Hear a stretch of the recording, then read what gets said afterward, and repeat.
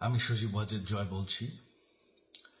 আপনারা জানেন এই গত কয়েক সপ্তাহ ধরে আমাদের বাংলাদেশের যে গন্ডগোল সংকট চলছে, এই যে ছাত্রদের কোটা বিরোধী আন্দোলন, কোটার বিরুদ্ধে আমরাও ছিলাম। শুরু থেকেই আমাদের সরকার কোটা সরিয়ে দিয়েছে, আমাদের সরকার তাদের সম্পূর্ণ দাবি মেনে নিয়েছে। এটা আদালতের একটা রায় ছিল, এটা আমাদের সরকারের করা ছিল না। তাও আমরা অ্যাপিল করে দ্রুত এই কোটা তুলে দেই। তাতেও আন্দোলনকারীরা সন্তুষ্ট না। আমরা তাদেরকে আলোচনায় ডেকেছি, আমরা একটা জুডিশিয়াল কমিশন করেছি যে সংঘর্ষে যে হত্যাকাণ্ড হয়েছে সেটার বিচারের জন্য। অনেক পুলিশ অফিসার যারা অতিরিক্ত ফোর্স ইউজ করেছে তাদেরকে আমরা সাসপেন্ড করেছি। তাতেও এই আন্দোলনকারীরা সন্তুষ্ট নয়। আমরা যতই ছাড়, প্রধানমন্ত্রী নিজেই তাদেরকে ডেকেছেন যে আসেন আমরা আলোচনায় বসি, তাতেও তারা সন্তুষ্ট না। আমরা যতই ছাড় দিতে থাকি, যতই তাদের দাবি মেনে নিতে থাকি, তারা কিছুতেই সন্তুষ্ট না, তারা খালি দাবি বাড়িয়ে যাচ্ছে। এখন দাবি হচ্ছে যে সরকারের পতন। তবে সরকারের পতন হওয়ার পর কি হবে, কি হবে এটা কেউ ভেবেছে? আমরা বাংলাদেশে গণতন্ত্র রক্ষা করে রাখতে চাই। সরকার পতন করে নতুন সরকার আসার সাংবিধানিক অনুযায়ী শুধুমাত্র একটি উপায় আছে, সেটা হচ্ছে নির্বাচন।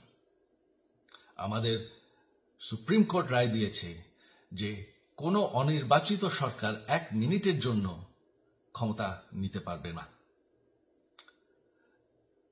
তো তাদের এই নির্বাচনের দাবিও যদি আমরা মেনে নেই, তো তারা তো এই পর্যন্ত কোনো দাবি, আমরা যত দাবিতেই রাজি হয়েছি তারা তাদের দাবি বেরিয়ে যাচ্ছে। তার মানে কি, আমরা যদি এখন এই নির্বাচন সরকার পতনের দাবিও মেনে নেই, তারা তখন দাবি করবে যে না, এই সরকারের আন্ডারে নির্বাচন, এই নির্বাচন আমরা মানব না। তখন কি হবে এটা কেউ ভেবেছে? জানি আমাদের সেই সুশীল সমাজ আবার আলোচনা করছে সেই তত্ত্বাবধায়ক সরকারের অভিজ্ঞতা তো আমাদের আছে। আপনারা ভুলে গেছেন সেই তত্ত্বাবধায়ক সরকারকে নষ্ট করে দেওয়া হয়েছিল বিএনপির আমলে ইলেকশন রিগ করার জন্য। তারপর যখন আরেক তত্ত্বাবধায়ক সরকার আসলো, দেশের কি অবস্থা হয়েছিল। শেষমেশ সবথেকে বড় কথা যে আমাদের সংবিধানে স্পষ্ট বলা আছে এবং আমাদের সুপ্রিম কোর্ট রায় দিয়েছে যে অনির্বাচিত সরকার 1 মিনিটের জন্য দেশের ক্ষমতায় থাকতে পারবে না। আমরা আওয়ামী লীগ, আমরা আন্দোলন করেছি, আন্দোলন করে এই দেশকে স্বাধীন করেছি, আন্দোলন করে গণতন্ত্র ফিরে এনেছি, আন্দোলন করে আমরা দেশের উন্নয়ন করেছি। আপনারা যে বঙ্গবন্ধুর মেয়ে শেখ হাসিনার বিরুদ্ধে বলছেন, আজকে শেখ হাসিনা না থাকলে বাংলাদেশ এতদূর আসতে পারত?